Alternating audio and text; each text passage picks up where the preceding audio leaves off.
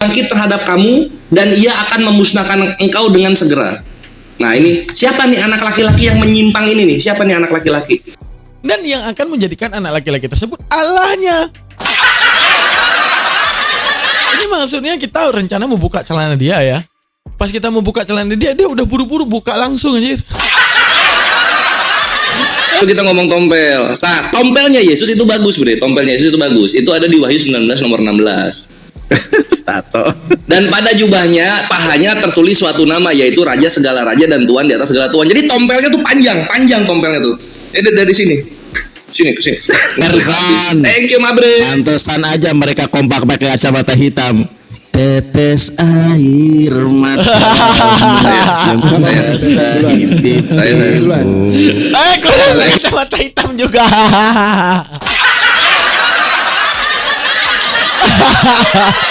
Kompak banget mereka pakai kacamata hitam. Bevan coba oke lah, Kores sedih lah, gue pakai kacamata hitam ini.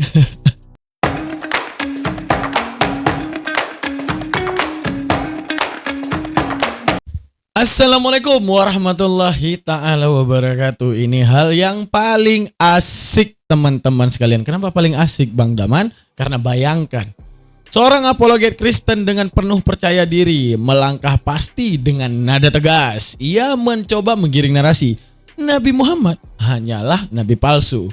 Tapi siapa sangka teman-teman, langkah yang brilian tersebut menurut mereka justru menjadi jebakan yang semua argumen yang ia lontarkan perlahan berbalik arah dari Kores yang sangat luar biasa daripada apologetika Muslim. Dan tiba-tiba sosok yang selama ini mereka junjung tinggi, Rasul Paulus kata mereka, mulai tampak seolah-olah dialah yang memenuhi kriteria nabi palsu tersebut. Seketika penonton terdiam, karena kan syarat daripada Yesus, nabi palsu itu yang menyamar. Lah Nabi Muhammad sejak kapan menyamar jadi domba? Nggak pernah. Penonton terdiam, apologet itu pun mulai gelisah. Mereka itu mulai gelisah saat mendengar narasi Kores. Semakin ia berusaha menekan lawannya, semakin jelas kontradiksi yang muncul. Ini yang bikin keren. Semakin ditekan, semakin dijawab, semakin kontra jawaban ini dengan jawaban yang itu. Seakan-akan panggung debat berubah menjadi cermin besar yang memantulkan wajah Rasul Paulus mereka sebagai figur yang mereka tak pernah bayangkan. Apakah ini hanya sekedar kesalahan strategi, teman-teman? Ataukah ada sesuatu yang lebih dalam? Sesuatu yang selama ini tersembunyi di balik retorika. Kalian tahu retorika? Seni gaya bahasa, seni menutur kata, akan tetapi isinya kepalsuan, dusta dari apologetika Kristen. Dalam 3 menit ke depan kita akan menyikap. 3 menit? Enggak lah. Dalam beberapa menit ke depan kita akan menyikap bagaimana sebuah narasi yang justru berbalik arah menimbulkan pertanyaan besar tentang fondasi iman mereka. Siapakah Anda yang menyaksikan?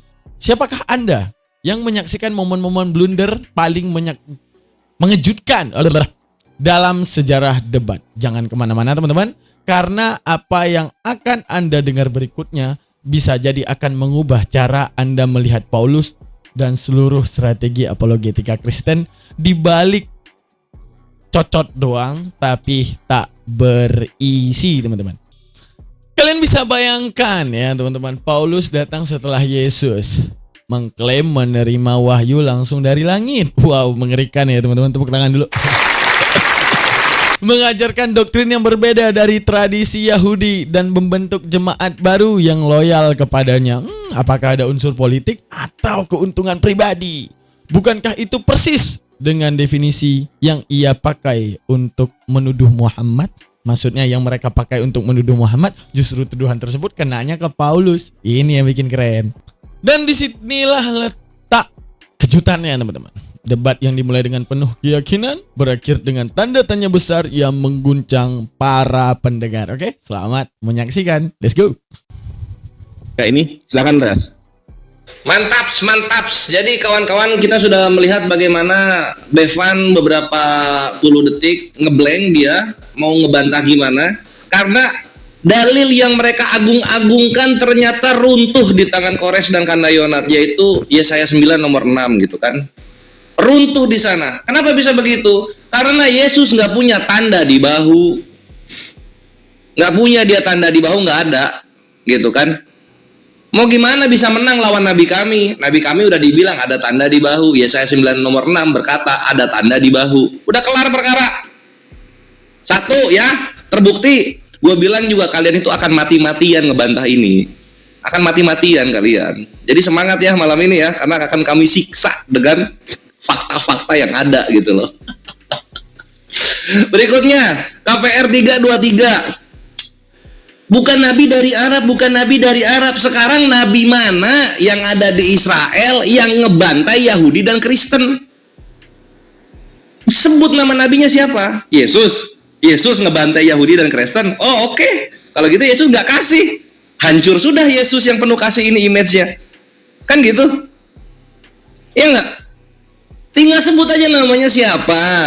Ada seorang nabi, kalau perkataannya nggak akan diikutin, kalian dibantai. Kalian dibantai, dibilang di situ. Sebut namanya siapa? Sofiatul gue kasih 1,5 jam melayang-layang di permukaan air dia gue bikin. Ini lagi adu Bevan sama Oki nih kemarin sore. Mau coba-coba ngelawan, mau coba-coba ngebantah nubuatan Nabi kami di kitab kalian ya. Nggak bisa bre. Ayolah bre. Ayolah. Ini gue masih berbuat baik ya. Gue mengasihi kalian. Gue belum masuk bahwa ada juga loh nubuatan tentang Yesus di dalam PL dan PB. Ada loh. Tapi belum gue keluarin. Ada 2 Chrome di sini gue siapin ini. Gue masih baik nih. Gue mau nanya dulu, kalau memang KPR 323 bukan Nabi Muhammad, siapa nabi yang ngebantai Yahudi dan Kristen? Terus kan ngomong umat kita nih, siapa namanya? Satu putaran loh. Yang kedua, kalau memang Yesaya 9 nomor 6 itu buat Yesus, mana tanda di bahunya? Kalau di Islam kan itu tandanya sebesar telur burung tuh, kelar. Kalau Yesus tanda di bahunya apa? Nggak ada. Apa tandanya? Tato. Pengen tahu gua. Gitu loh. Yang namanya tanda pasti ada bentuk. Kalau nggak ada bentuk namanya roh. Tanda apa tandanya roh di bahu gitu kan? Nggak mungkin kalau tandanya roh di bahu. Jadi please lah kawan-kawan Kristen ayo dijawab gitu loh. Kalau enggak ini jadinya Yesaya 9 nomor 6 sama KPR 323 jadi milik Islam ini. Wah. Masa Oki mau dibaptis 2 kali? Kemarin udah keluar Kristen. Sekarang nanti mau keluar Kristen lagi ini. Ayolah. Oke teman-teman, disclaimer dulu ya. Dalil yang dibawa Kores itu dalam KPR itu bercerita tentang bahwa nanti akan datang seorang rasul yang dia nanti akan membantai, daripada arti membantai di sini bukan membunuh ya teman-teman ya. Lebih ke perang argumentasi antara Yahudi dan Nasrani ya, yang akan memerangi argumentasi mereka ataupun secara war separatis ya, seperti perang. Kan ada perang dengan Bani Quraidah dan semuanya kan, dan itu terjadi. Nah, ditanyakan sama Kores, ini siapa? Sedangkan yang terjadi di Islam ini terjadi. Dan yang ngebantai Yahudi dan Nasrani itu di kitab kalian nggak ada. Yang ada di Islam. Menunjukkan apa? Inilah Nabi yang ternubuatkan pada akhir zaman. Selamat datang di kebenaran. Oke, next teman-teman, yang ditanya lagi di dalam Yesaya, tanda-tanda Nabi tersebut memiliki tanda di bahu. Nah, dalam satu hadis Rasulullah daripada Aisyah entah daripada Khadijah ya, saya lupa diriwayatkan bahwa Rasulullah itu punya tanda di bahu. Selamat datang deh kebenaran lagi. Sedangkan Yesus tidak memiliki tanda tersebut. Bahkan Paulus. Anjay. Jadi mau giring Nabi Muhammad nabi palsu, lah bukti adalah orang-orang yang tidak memiliki tanda, dan semua tanda itu menjurus kepada Rasulullah. Luar biasa Rasulullah kita. Lanjutkan teman-teman. Sip. Lanjut Res. Oh masih ada ya? Oke. 3 menit. Oh iya 3 menit. Nah berikutnya ya kawan-kawan ya, karena waktu banyak juga. Jadi gue agak bingung di sini. Apa gue bawain aja? Gue dilema sebenarnya. Gue dilema di sini. Tapi nggak apa-apa lah ya. Kita bawakan aja. Untuk ini ya, untuk apa? Memperpanjang waktu. Ada juga nubuatan Tuhan atau Allah palsu di dalam Perjanjian Lama. Ada itu nubuatannya. Nubuatan Allah palsu. Ayo. Nah, di mana itu nubuatannya Allah palsu Koresa? Itu ada di sini kawan-kawan. Kasih. Kalian bisa melihat di Ulangan 7 nomor 4 ya kawan-kawan, bisa dilihat sini. Ini gue nggak bertanya ya, ini gue pengajaran. Ulangan 7 nomor 4 silakan dibuka. Jangan kejang-kejang yang di bawah ya. Ini akademis. Sebab mereka akan membuat anakmu laki-laki ya, anak laki-laki ini menyimpang. Oke. Bukan orientasi seks, tapi menyimpang daripadaku. Sehingga mereka beribadah kepada Allah lain. Maka murka Tuhan akan bangkit terhadap kamu dan ia akan memusnahkan engkau dengan segera. Nah, ini siapa nih anak laki-laki yang menyimpang ini nih? Siapa nih anak laki-laki? Tadi Oki udah buka tuh datanya di Matius. Yang mana Bang Kores? Nah, di sini Matius 1. Hati-hati Oki. Ini nubuatan Tuhan palsu kalau dipaksain Tuhan ya. Ini nubuatan terjadi kalau dipaksain Tuhan. Inilah silsilah Yesus Kristus, anak siapa Oki? Anak Daud. Anak Daud. Daud ini cowok, Yesus cowok. Hati-hati Oki. Ini nubuatan Tuhan palsu loh. Jangan dibawa ini. Malah bawa silsilah. Udah dikatakan begini loh. Nih. Mana tadi? Gimana? Nah ini. Sebab Mereka akan membuat anakmu laki-laki menyimpang. Jadi akan ada anak laki-laki dibuat menyimpang ini Oki dan Bevan. Hati-hati ini jadi ala lain loh. Ini nubuatan ini loh. Berbahaya. Wah anjir ketar-ketir ini Kristen ini. Ketar-ketir ini Kristen ini nubuatan Tuhan palsu loh. Perdana keluar di Argumen Kores tanggal 29 bulan Oktober 2025 2201. mantap, tepuk tangan Bang Kores. Keren. Cederkon. Selamat datang di kebenaran. Waduh, double. Tadi gue mau mulai tadi, tapi cuma waktunya panjang ternyata. Jadi gue keluarin deh satu gitu. Lihat tuh tab gue tuh. Banyak banget tabnya. Udah siap dikeluarin semua ini. Tapi intinya dua itu aja dulu yang dijawab ya kawan-kawan ya. Ya saya sedang nomor 6. Mana tandanya? KPR 323 siapa namanya gitu. Itu ampe lu ulang tahun gua tanya. Thank you. Oke, sampai dia ulang tahun ditanya. Kalian tahu maksud Kores gimana? Bahwa nanti Yesus kan seorang anak laki-laki yang nanti akan ada ajaran yang menyimpangkan nama anak laki-laki ini daripada ajaran Tuhan. Ayo siapa? Ini yang saya bilang tadi. Debat akhirnya yang tadi digiring ke Nabi Muhammad, wah malah kena ke diri mereka sendiri teman-teman. Oke, kita lanjutkan ya. Mantap. Gas. Oke, silakan Bang Bepan duluan atau aku duluan Bang? Siapa ini? Saya dulu Bang, saya dulu. Oke, Bepan dulu. Teman Nandar. Ayo, terima. Kores. Ya, oke. Udah. Ajar. Oke. Jadi Kores bawa Yesaya 9 ayat 6 ya teman-teman. Kita lihat dulu nih, apa sih isinya? Bisa jadi tompel ya penggenapannya. Bentar teman-teman. Ini kenapa mereka ini maruk kali? Artinya maknya kenapa harus gema banget? Bukan ngejar jelasnya tapi ngejar gema kayak di dalam kaleng ini ya. Kita baca ya teman-teman. Yesaya 9 ayat 6. Sebab seorang anak telah lahir untuk kita, seorang putra telah diberikan untuk kita. Lambang pemerintahan ada di atas bahunya, lambang pemerintahan. Bukan tompel. Lambang pemerintahan kok malah tompel teman-teman. Sejak kapan ya? Sejak kapan lambang itu jadi tompel? Saya nggak tahu. Bodoh ya. Saya kehabisan. Mereka nggak ngerti alegoris ya. Nggak ngerti alegoris arti gini. Pemerintahan itu kayak kita berbicara seperti ini teman-teman. Ini saya kasih analogi ya.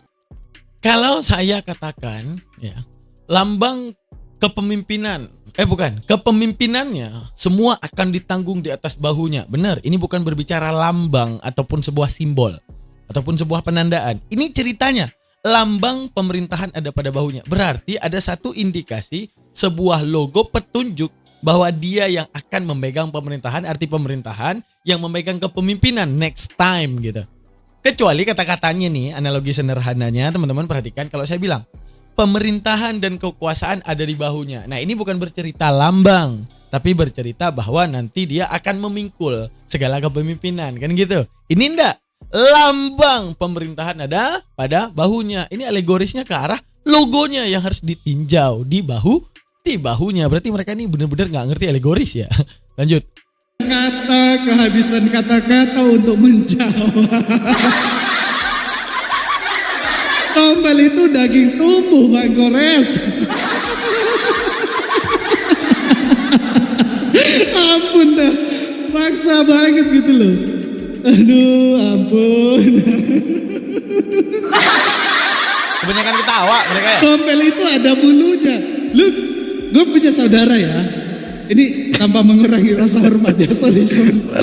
Ada tompel itu ada rambutnya di belakang. Kebanyakan ketawa ya, kampret. Masa semua orang yang ada tompel di punggungnya itu mau kita jadikan nabi? Ayolah. Bawalah data-data itu yang elegan lah kita. Masa tompel sih? Lagi bukan tompel juga di situ ditulis lambang pemerintahan gitu loh. Iya, logonya kan. Aduh, ampun dah, ampun. Nggak tahu lah mau ngomong apa lagi. Kebanyakan ya. haho, Dengan haho, bangganya jawab. loh ya teman-teman. Di situ tertulis lambang, bukan tompel. Tompel itu daging berlebih. Dan biasanya tompel itu ya, itu ada bulu-bulu tumbuh. Ada bulu-bulu tumbuh di situ tuh. Ya. Terus tadi bawa tentang Mana jawaban? Mana? Kalau seandainya lambang itu bukan kepada Nabi Muhammad, berarti tugas dia nunjukin ke siapa? Tiba-tiba ngejawab yang lain. Apa ini? Kampret, kesel aku, teman-teman sekalian. apa kisah para rasul. Nanti Bang Oki kalau mau nambahin boleh ya. Saya ini sedikit lagi. Ya. Kisah para rasul 3 ayat 23 ya. Dan akan terjadi bahwa semua orang yang tidak mendengarkan Nabi itu akan dibasmi dari umat kita. Dari semua Nabi yang pernah berbicara, mulai dari Samuel dan sesudah ia telah bernubuat tentang apa ini Bang Gores? Coba Bang Gores dilihat dulu. Akhir zaman, tentang zaman ini. Jadi Apa? aduh. Apa? Ini Aku bukan aja tahu tentang itu. Nabi Muhammad Bang Gores. Tentang zaman ini loh, tentang zaman kisah para rasul. Bukan setelah 700 tahun. Hah? Gimana cara dia nilainya teman-teman? Bentar, aku nge-lag nih. Nge-lag aku dengan pemikirannya dia. Misalnya tunggu. Analogi sederhananya gini-gini, kalau aku bilang ke kalian ya. Itu orang-orang terdahulu mulai Soekarno ya. Sudah melihat, bukan Soekarno lah kita bilang, presiden-presiden terdahulu itu telah mengidentifikasi seseorang yang terus disebutkan namanya dengan jiwa kepemimpinan yang sangat luar biasa. Yang nanti dia itu sangat tegas, yang gak mendengarkannya langsung dibasmi. Dan itulah yang membuat Indonesia makmur dan menjadi negara yang luar biasa. Dan semua itu telah ternubuatkan tentang zaman ini gitu. Telah dimaksudkan tentang zaman ini. Artinya zaman apa? Ketika zaman itu berlaku, benar gak? Zaman presiden itu naik, maka itu yang terjadi. Karena ada kalimat penegasan kejadian. Kejadiannya kalau dia jadi pemimpin, orang yang gak mau dengar kena basmi semua. Yang gak mau dengar Yahudi Nasrani, kan kena basmi. Udah. Nah, semua rasul-rasul telah bernubuat tentang zaman ini. Ini mana? Kejadian. Kenapa mereka gak bisa berpikir ke situ ya? Astagfirullah. Lanjut Bang Oki. Kasihan ini teman-teman ini dah. Oke. Ya, makanya saya sampaikan tadi ya. Di dalam KPR 3 ayat yang ke-23 itu merujuk kepada Sang Mesias. Makanya kita lihat di dalam Ulangan 18 itu jelas ya. Ulangan 18 ayat 15 sampai dengan ke-19 itu kan nubuatannya.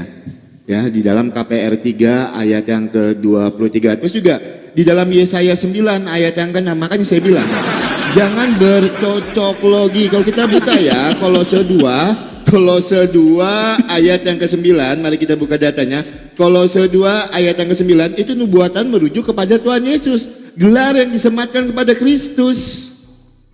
Astaga. Ya, Kolose 2 ayat yang ke-9, sebab dalam dialah berdiam secara jasmania seluruh kepenuhan kealahan. Jedorkan selamat datang Bang Kolos di kebenaran. Tidak merujuk kepada Nabi Muhammad. Kita buka lagi Roma 5 ayat yang ke-1. Roma 5 ayat yang ke-1.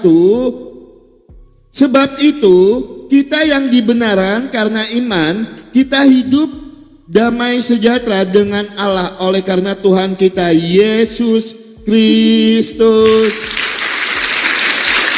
Tunggu. Jadi benar. Tunggu, connect nggak kalian? Tadi dalil yang dibawakan Kores, nanti anak laki-laki tersebut akan difitnah namanya dan menyesatkan banyak orang. Artinya si laki-laki itu nggak tahu apa-apa anak laki-laki itu.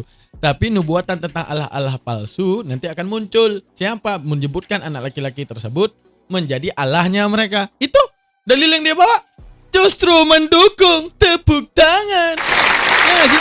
Coba kalian lihat, dari tadi dia buka Kolose. Kitab siapa? Paulus. Dia buka sekarang kitab Roma 5. Kitab siapa? Paulus.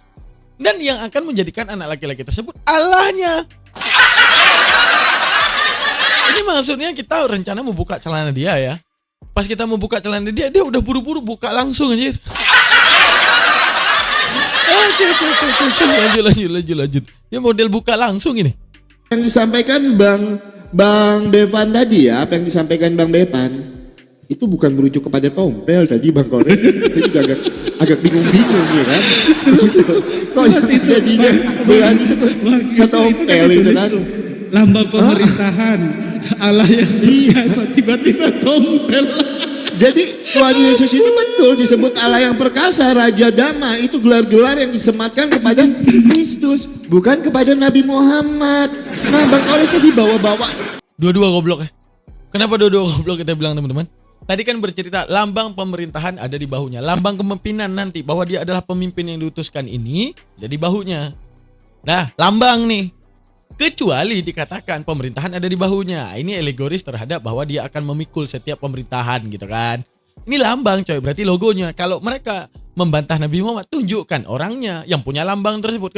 Aduh, astagfirullah. Meledak otakku melihat mereka. Aduh, hancurin ya. Rusak.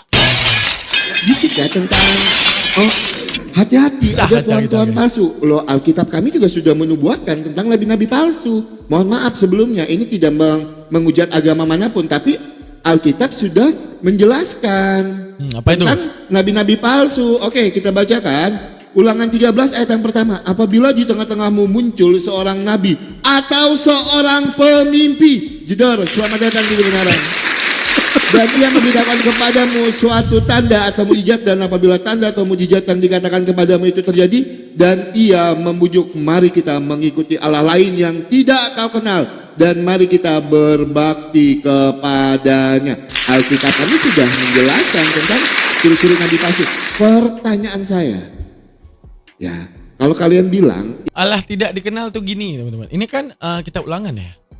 Ketika berbicara ke orang Yahudi mengenal definisi Tuhan. Dulu ndak pernah itu Tuhan jadi manusia, dilahirin jadi anak bayi, netek dulu sampai dia gede. Itu ndak ada di dalam Yahudi. Nah jadi ini dikatakan kepada Yahudi kalau nanti ada setelah para nabi ini, utusan-utusan Tuhan ini yang memberitahukan kamu menyembah sesuatu yang nggak kamu kenal. Artinya contoh Musa. Ini perhatikan analoginya. Musa, kalau kalian yang jadi Musa teman-teman, kalian yang jadi Musa, kalian udah terlanjur nih ngajarin Tuhan itu nggak terlihat, ngajarin Tuhan itu suaranya nggak bisa didengar, ngajarin Tuhan itu kalau Tuhan ada di bumi maka meledaklah seluruh isi bumi. Udah terlanjur nih ngajarin itu. Kalau kalian mau mati, kalau kalian tahu ada Tuhan yang nanti versi sasetnya jadi manusia, kalian sendiri, bener gak? Yang akan revisi, aku sebelum mati, teman-teman ngumpul dulu. Kenapa? Aku akan ngasih tahu apa? Nanti ada Tuhan yang manusia ya. Aku pernah ngajarin kepada kalian bahwa Tuhan itu tidak terlihat, nanti terlihat. Tuhan itu bukan manusia, nanti manusia. Tuhan itu bukan anak manusia, dia jadi bayi dulu, nanti baru dia dewasa. Musa lah orang pertama yang akan merevisi ajarannya terhadap Yahudi agar Yahudinya gak sesat. Makanya Yahudi nolak Yesus habis-habisan. Makanya Yahudi bilang Kristen itu avodah zarah, nyembah dewa sesat. Itu alasannya apa teman-teman mereka seperti itu? Karena mereka mengajarkan Allah ataupun ketuhanan yang tak dikenal. Artinya yang tak dikenal, segala sesuatu yang gak pernah Musa revisi. Tentang Tuhan tidak kelihatan, tentang Tuhan bukan manusia, tentang Tuhan bukan anak manusia. Aduh, sakit kepala aku. Dan ini mau menjuruskan kepada Nabi Muhammad. Kagak masuk, jaka sembung bawa golok, kagak nyambung, back. Nah gitu. Itu merujuk kepada Nabi Muhammad. Saya cuma minta satu untuk membuktikannya. apa nubuatan yang dilakukan oleh Nabi Muhammad? Kalau kalian bilang itu merujuk kepada Nabi Muhammad, ada nggak nubuatan Nabi Muhammad? Jangan tepuk-tepuk jidat itu. Kalau kalian bilang segala sesuatu di dalam perjanjian lama itu menubuatkan Nabi Muhammad, berarti kalian anggap Nabi Muhammad ini sebuah nabi. Saya mau tanya, Sebuah. ini salah satunya Sebuah itu nabi ini. nabi ini salah satunya bernubuat. Apa nubuatan Nabi Muhammad? Karena saya bisa tunjukkan nabi-nabi, nubuatan nabi-nabi di dalam Alkitab saya bisa tunjukkan data dan dalilnya. Nubuat nabi-nabi di dalam Alkitab saya. Jawab pakai data dan dalil, itu yang pertama. Yang kedua, tunjukkan secara eksplisit data. Mau bawa Kidung Agung silakan. Tunjukkan secara eksplisit data. Tunjukkan secara eksplisit data. Tertulis letterlex nama Nabi Muhammad di dalam Alkitab kami. Mau bawa Kidung Agung 5 ayat 16 silakan. Bawa biar Tunggu, aku agak penasaran. Itu kan ada hitam tuh, hitam yang denyut-denyut tuh teman-teman. Kayaknya mereka lagi nggak mulai PK nih. Ini bentar lagi kayak ini ya, klarifikasi ini. balik kau nanti dari situ. Silakan bawa. Ya. Kalau mau bawa Kidung Agung 5 silakan. Silakan Bang Bepan diambil alih kalau ada pertanyaan ke mereka. Saya belum bertanya. Saya Ya, garis silakan aja. Bang Bepan.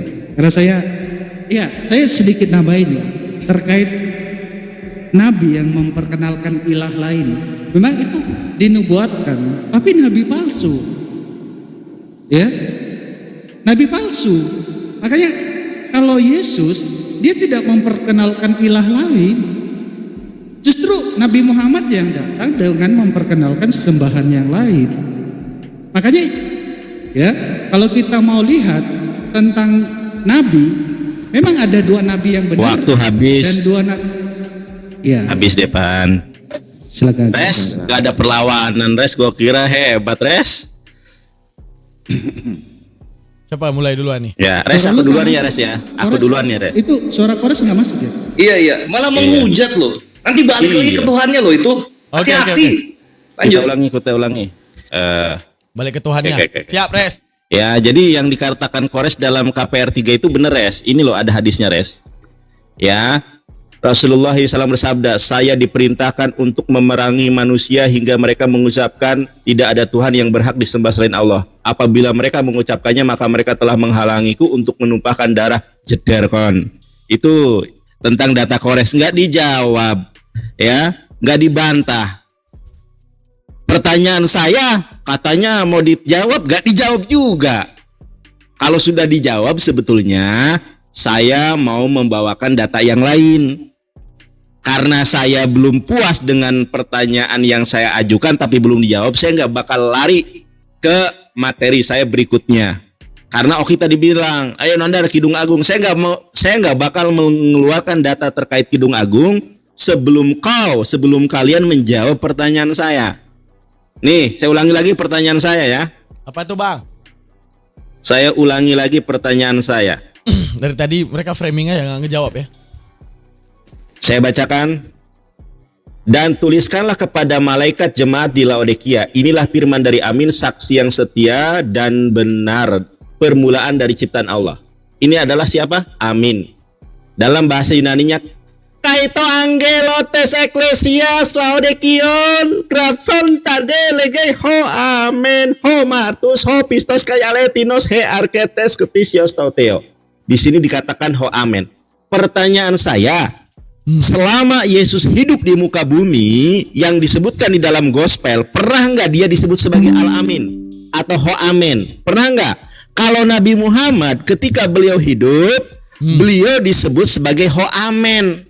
Ya. Dalam bahasa Arabnya itu adalah al-amin. Ini ya Sirah Nabawiyah halaman 76 karya Syekh Mubarak Al-Furi. Inilah al-amin, orang yang amanah. Ya, orang yang amanah. Ini literasinya. Ya, saya ulangi lagi pertanyaan saya. Kalau bukan Nabi Muhammad, siapa di dalam Wahyu 3 nomor 14? Tunjukkan data dan literasinya. Di dalam gospel ada orang yang manggil Yesus ho amen. Orang yang hidup ya, bukan doktrin ataupun dogma. Yang saya tanya historis Yesus, adakah satu manusia yang menyebut Yesus sebagai ho amen? Kalau Ayo, jawab. Rabi ada, kalau Nevi ada, ya, kalau Anas ada. Silakan Res, lanjut. Gua nggak bakal ke Tap, materi ini yang kita lain tunggu sebelum ya. mereka jawab. Ini yang kita Res, tunggu nih. waktu 5 menit Sep. habis. Iya, iya. Gas. Si Bevan ketar-ketir anjir, makanya nggak hujat dia, bre. Aduh, dibilang tompel lagi. Macam Tuhannya nggak ada tompel gitu loh, bre. Macam Tuhannya nggak ada tompel. Tapi nanti ya, soal tompel nanti dulu gitu. Yang penting intinya kekristenan terguncang malam ini.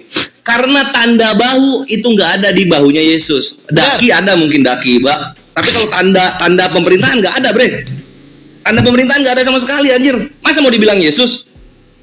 Kan gitu. Nah, sekarang baru kita ngomong tompel. Nah, tompelnya Yesus itu bagus, bre. Tompelnya Yesus itu bagus. Itu ada di Wahyu 19 nomor 16. Tato.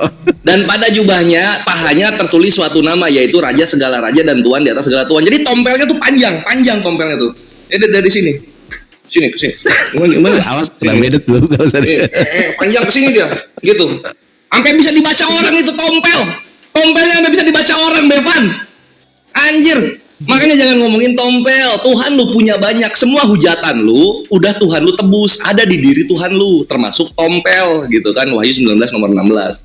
Lalu kemudian nggak punya lambang pemerintahan. Mau dibilang nubuatannya gagal ini Tuhannya, mau dibilang nubuat. Nama nabi nggak dikasih di KPR 323. Apalah Bevan ini?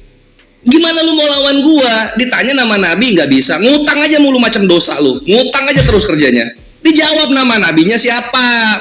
Susah amet. Dijawab. Jangan bahas tompel, Tuhan lu marah nanti di sorga. Gitu. Berikutnya. Kasihan. Kasihan. Berikutnya Kolose 2 nomor 9. Bre, elah. Apalah ini dialog ini? Kolose 2 nomor 9. Ini kan Yesaya. Makanya gua nggak mau bawa yang punya LAI, sesat dia. Di Yesaya di sini the mighty God, Allah yang perkasa gitu. Terus dicocokin sama apa ini? Dicocokin sama berdiam saya jasmania seluruh kepenuhan ke Allah. Ini apa ini? Ini sama kayak gini anjir. Nih. Setelah habis ya kepenuhan seperti nabi pulanglah ia. Ini banyak dong semuanya Yesaya 9 nomor 6 ini. Anak-anak lahir semua. Apa ini cocokmologi apa ini? Makanya sebelum lu masuk kemana-mana, tanda lambangnya dulu ada di bawahnya nggak, lambang pemerintahannya gitu. Kan benar, berarti otak semua apologet muslim itu satu lambang. Kalau dibilang ke pemerintahan itu alegoris. Kalau berbicara lambang pemerintahan, lu harus nyari logonya, petanda itu ya sih. Kesel ya guys ya. Lanjut. Bukan di paha, kalau di paha tompel.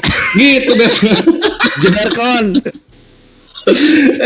Roma 5 nomor 1 lagi dia bawa. Roma 5 nomor 1 ini lucu. Roma 5 nomor 1 ya. Nah, di sini. Mana dia Roma 5 nomor 1? Kita buka dulu Roma 5 nomor 1. Roma 5 nomor 1. Kita hidup dalam damai sejahtera dengan Allah oleh karena Tuhan kita Yesus Kristus. Ini yang ngomong Paulus. Perhatikan apa yang dibilang Yesus. Kamu menyangka bahwa aku datang untuk membawa damai di atas bumi? Bukan, kataku kepadamu. Bukan damai, melainkan pertentangan. Jederkon.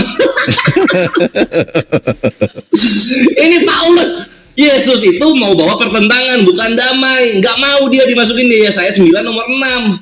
Ngapain dicomot-comot supaya masuk? Orangnya nggak mau, jangan dipaksa. Orangnya nggak mau. Dia nggak mau damai dia. Jangan dipaksain, gitu loh. Terus lu bilang damai sama Allah, apa bedanya lu sama orang-orang yang bukan Kristen coba? Bisa bernapas dalam air lu? Bisa lu nggak makan nasi seminggu? Apa bedanya anjir? Nggak ada beda-bedanya juga. Dan si Oki anjing matinya di sini ya kan ya ini dan kawan-kawan Kristen juga Islam matinya di sini Ulangan 13 ya. Nih, lu bawa Ulangan 13. Apabila di tengah-tengah muncul seorang nabi ya kan gitu atau seorang pemimpi, perhatikan 5-nya. Nabi atau pemimpi itu haruslah dihukum mati. Harus mati ini. Siapa? Harus dihukum mati. Siapa yang dihukum mati kawanku? Siapa yang dihukum mati? Matius 27:59. Yusuf pun mengambil mayat itu. Yesus lu yang dihukum mati. Ya, selamat datang di kebenaran. Ini nubuatan Tuhan palsu. Salah lu bawa Ulangan 13, salah Oki. Kena. Ini Yesus lu dihukum mati. Nabi kami mana ada dihukum mati. Yesus lu dihukum mati. Makanya ini adalah nabi palsu Yesus itu. Tuh, Ulangan 13. Ini kalau gua lanjut ya makin sakit nih. Karena lu udah buka, gua buka semua. Nanti dari ulangan 13 nomor 6 ya, ulangan 13 nomor 6 sampai ke 9 ya. Ini adalah nubuatan untuk pengikut-pengikut Tuhan palsu. Apa itu? Akhir hidup 12 murid. Apa coba? Mati disalib, mati dipenggal. Apalagi nih? Mati dibunuh. Mati disalib lagi, mati dipenggal, mati semua. Mati semua. Ulangan 13 itu untuk Yesus sama murid-muridnya karena dia mengajarkan. Thank you, Mabre. Pantesan aja mereka kompak pakai kacamata hitam. Tetes air mata yang biasa hidup. Kores kacamata hitam juga.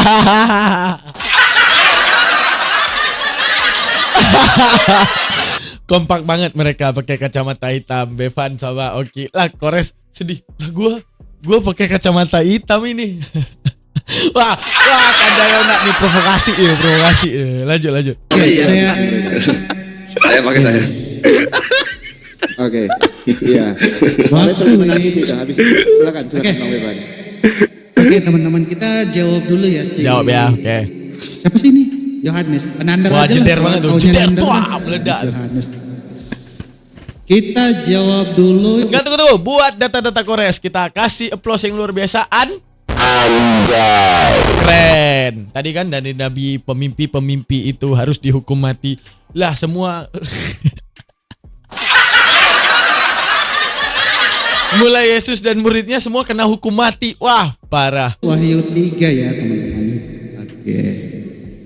Inilah teman-teman ya, kalau nggak pernah belajar Alkitab ya. Ya, setelah kita jawab ini kita coba main tipis-tipis ya, teman-teman. Di sini Nandar ditulis, dan tuliskanlah ya kepada malaikat jemaat di Laodikia. Inilah firman dari Amin. Lah, kalau kamu baca teks ini itu berangkat dari pasal-pasal sebelumnya. Dari siapa ini? Inilah wahyu dari Yesus Kristus. Justru Yesus yang berkata ini. Kok bisa-bisanya dihubungkan dengan Muhammad? Aduh, nggak tahu, dia nggak bisa. Udah, gua bantu deh kalian. Dari tadi kesusahan banget kalian cari nubuatan Muhammad dalam Alkitab. Nih gua bantu dah. Yeremia 3 ayat 2. Nih, pengen banget kalian ada Nabi Muhammad di Alkitab. Gua bantu kalian. Nih teman-teman, nubuatan kalau pengen banget gitu dibantu gitu. Nih kita baca. Layangkanlah matamu ke bukit-bukit gundul dan lihatlah di mana engkau tidak pernah ditiduri. Di pinggir-pinggir jalan engkau menantikan kekasih seperti seorang Arab. Cederkan. Seorang Arab di padang gurun, engkau telah mencemarkan negerimu dengan jinahmu dan dengan kejahatanmu, saudara-saudara. Di mana penggenapannya? Kita lihat teman-teman. Kita lihat asbabun nuzul. Asbabun nuzul. Ya. At-Tahrim ayat 1. Ya.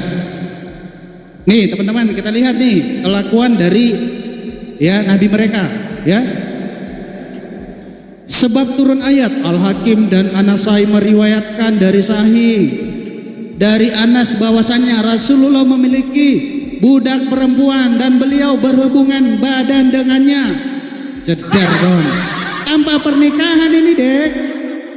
Ini terjawab Yeremia 3 ayat 2. Karena Muhammad, ya mohon maaf ya, Muhammad yang tertulis di sini ya, saya nggak bisa menafsirkan ya. Ini tertulis literal, Muhammad berhubungan badan dengan pembantu atau budak. Makanya Muhammad itu apa teman-teman? Nih, dan beliau berhubungan badan. Apa namanya itu teman-teman? Mereka itu gimana ya cara kita bilang? Padahal masalah perbudakan ini ada di dalam kitab-kitabnya mereka ya. Wih, ada link sawer, jangan lupa sawer ya.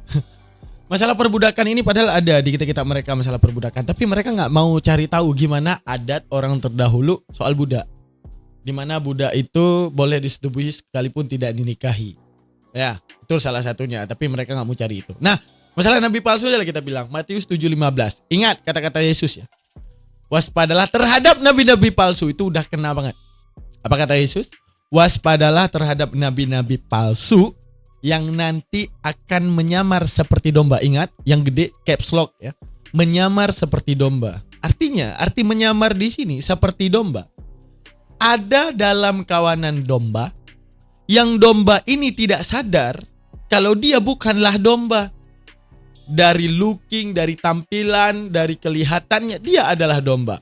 Padahal dia serigala yang buas. Artinya, Yesus saat memberikan perumpamaan ini, Yesus punya maksud untuk menghati-hatikan muridnya. Jangan sampai mereka itu terjerumus. Jangan sampai mereka itu masuk daripada orang-orang yang mengatakan pura-pura beriman. Aku telah bertaubat. Aku tidak jahat seperti dulu.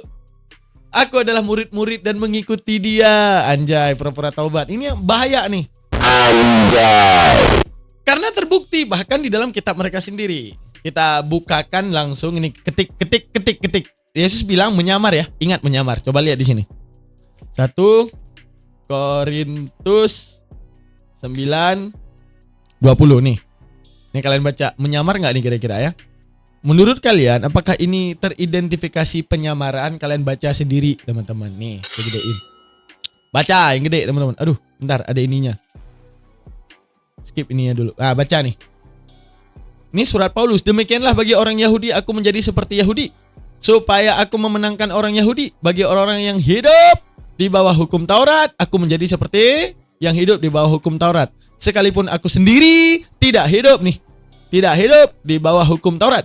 Supaya aku ngapain dia? Memenangkan mereka yang hidup di bawah hukum Taurat. Jeder kon. Anjay. Yesus bilang ya. Apa Yesus bilang? Waspadalah terhadap nabi palsu. Nanti menyamar dia. Apa terbuktinya? Ada seseorang nih. Dia dulu menganiaya jemaat nih. Tiba-tiba dia mendeklarasi, aku udah tobat nih. Dan saat itu pertama mereka ragu-ragu tentang pertobatannya. Akhirnya menerima dalam kawanan. Lalu setelah semuanya mati, Yesus mati, bahkan dia pun mati, naskahnya hilang, terdapatilah surat-surat daripada dia.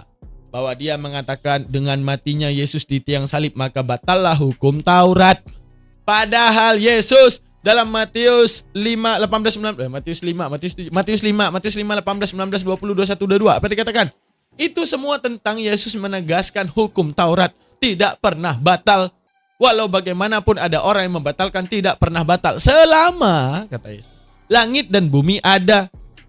Tapi inilah mereka, orang yang buta mata, buta hati, buta kuping, sumum bukmun umyun fahum layar jeon. Sumum mereka itu tuli dari mendengarkan kebenaran. Mereka itu buta dari melihat kebenaran. Mereka itu bisu daripada menyampaikan kebenaran. Maka di mulut mereka isinya dusta, dusta, dan dusta. Itu teman-teman. Sekarang segala identifikasi, Nabi Muhammad pernah nggak nyamar jadi Nasrani? Kagak pernah. Pernah nggak Nabi Muhammad itu mengatakan bahwa dia, aku adalah Yahudi, hukum Taurat kita ubah aja? Enggak. Tidak pernah Nabi Muhammad teridentifikasi di antara kawanan domba. Bahkan Allah luar biasanya pisahkan era Nabi Muhammad dengan era Yesus ataupun Isa anaknya Maria 600 tahun. Kalau mau teridentifikasi, enggak kena kon. Kenapa enggak kena? Jauh kali masanya, 600 tahun. Berarti Yesus sedang berbicara setelah dia mati akan ada orang mengaku berpura-pura beriman, akan tetapi dialah penyesat yang akan membawakan kamu seakan-akan firman Tuhan yang telah diperintahkan tidak lagi diperintahkan, apapun yang dilarang tidak lagi dilarang. Yesaya 66:17 ya, 66. Yesaya 66:17 benar. Ya. Apa dikatakan? Yang makan babi dan yang makan tikus, mereka semua akan dilenyapkan oleh Elohim. Nah, sampai sekarang belum lenyap, antara dua. Kalau bukan ada dalil palsu yang mengatakan seakan-akan Elohim membolehkan ataupun Elohimnya tidak kuasa membinasakan yang makan babi. Paham ya? Oke, terima kasih teman-teman. Kita udah melihat penonton yang mulai bergumam. Ada yang tersenyum sinis dari tadi menontonnya. Ada yang menggeleng tak percaya. Kalau dari kekristenan yang mau berpikir, apalagi Kristen yang tadinya penuh percaya, kita udah lihat, kini tampak kehilangan arah dalam narasi mereka yang ia bangun untuk menjatuhkan Islam. Justru bopukon. Oke teman-teman sekalian, terima kasih banyak. Kita tutup dulu. Assalamualaikum warahmatullahi wabarakatuh. Jangan lupa subscribe, like, dan komen. Bye.